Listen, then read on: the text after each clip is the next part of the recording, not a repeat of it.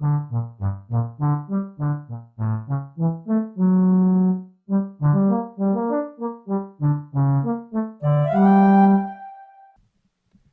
Elephant Child.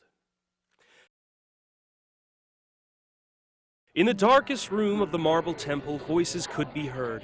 They were deep and resonant, and they carried through the palm trees and across the river. A little black crow was attracted by the noise, flapping his little black wings up and down, till at last he alighted on a branch of the temple's ancient banyan tree. He cocked his little black head to the side and listened, and looked into the temple for, as you know, little black crows are very curious creatures. The voices came from the big black elephants with big tusks and long, long trunks. The elephants were talking as softly as they could in their deep voices, but the crow caught it all, for, as you know, the little black crow's ears are very sharp. They were all excited about something.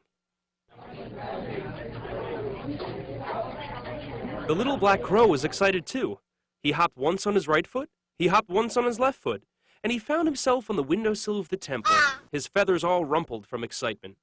He craned his little black head forward, and even though his ears were as sharp as only crow ears could be, he was hardly able to pick out the smallest voice.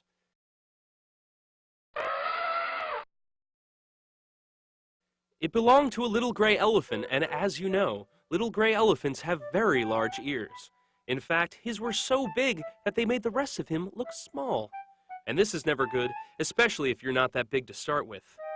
The little gray elephant child was trying his very best to be heard. He trumpeted and shouted, and only stopped when a big elephant told him to hush. The crow felt sorry for him. The big elephants were talking about taking part in a festival the next day.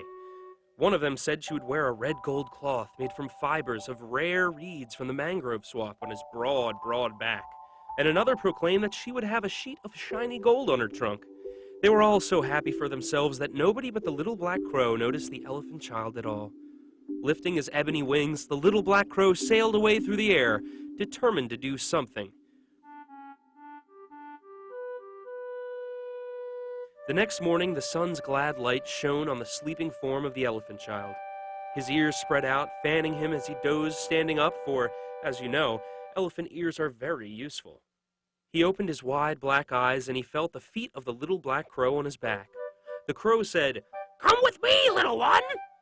The sad little elephant child stood up and dashed his trunk to the ground in despair. "All the others have gone to the festival and I have been left behind," he wailed, "for I am too small by far to be seen in the parade."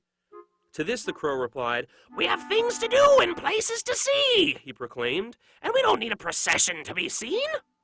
So he and the little gray elephant child left the sunny place by the temple and headed for the great mango tree by the swamp.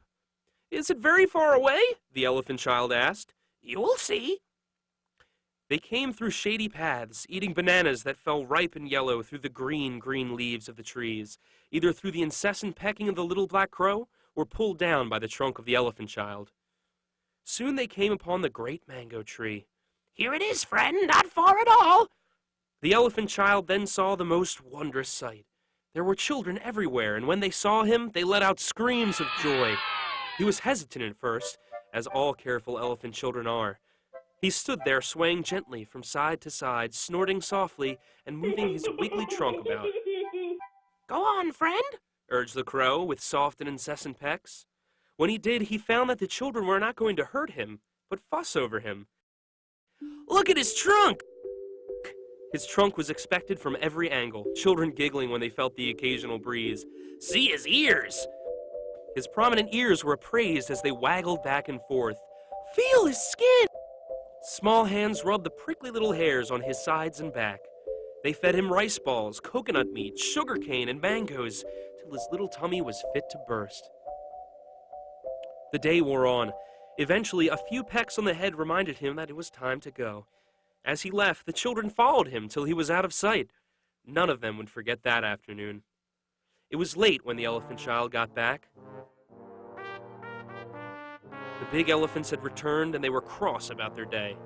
They were not fed at all, they complained. They had to march and stand in the hot sun. The people played loud music next to their sensitive ears. The elephants grumbled and snorted and threw dust in the air. The elephant child just smiled quietly with his new friend, the little black crow.